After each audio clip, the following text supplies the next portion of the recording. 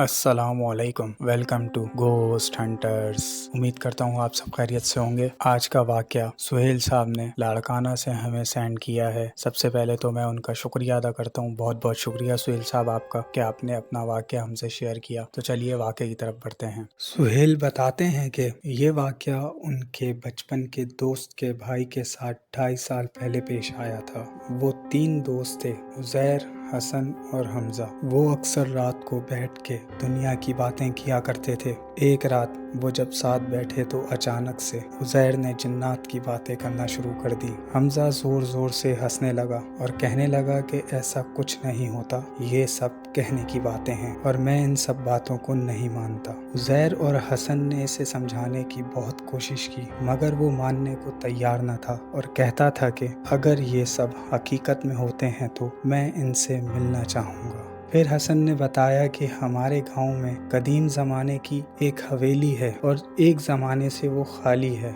जिसके बारे में ये मशहूर है कि वहाँ जन्नात का बसेरा है और वहाँ गांव के लोग दिन में भी नहीं जाते। ये सुन के हमज़ा ने वहाँ जाके रात गुजारने की जिद जाहिर की। उज़ैर और हसन ने इसे बहुत समझाया मगर वो ना माना। अगले दिन ये सब उस हवेली की तरफ निकल पड़े। रास्ते में भी हसन और उज़ैर ने इसे रोकने की कोशिश की और समझाना चाहा मगर हमज़ा ना माना और कहने लगा, देखना मैं कल सुबह तक तुम सबको दिखा दूंगा कि यहाँ ऐसा कुछ नहीं होता, ये सब लोगों की कहने की बातें हैं। और ये कहते हुए वो हवेली की तरफ चला गया। सर्दियों की रातें थी तो उज़ैर और हसन ने तमाम ज़रूरत की चीज़ें हमज़ा को दी और हमज़ा हवेली की तरफ चला गया और कहा कि हम कल सुबह मिलेंगे। अगले दिन जब उज़ैर और हसन हमज़ा को लेने आए तो काफ़ी देर तक हमज़ा बाहर न आया। उन्होंने काफ़ी आवाज़ें दी मगर अंदर से हमज़ा की कोई आवाज़ न आई। आवाज़ों का शोर सुन के सब गाँव वाले उज़ैर और हसन के पास आके पूछने लगे। पूछने पे इन दोनों ने सारी बात गाँव वालों को बता दी। जब गाँव वाले दरवाज़ा तोड़ के अंदर गए तो देखते हैं कि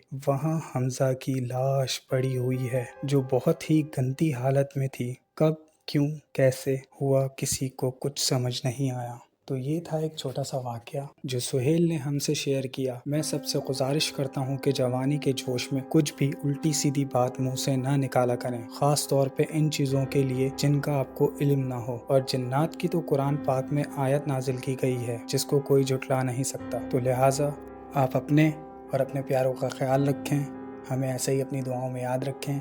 और अगर आपके या आपके किसी अपने या फिर किसी रिश्तेदार के साथ कोई खौफनाक वाक़या पेश आया हो तो आप हमें hauntedattractions91@gmail.com पे मेल भी कर सकते हैं या स्क्रीन पे दिए गए नंबर पर सेंड भी कर सकते हैं। मिलते हैं अगली खौफनाक कहानी के साथ, तब तक के लिए अल्लाह हाफ़िज़।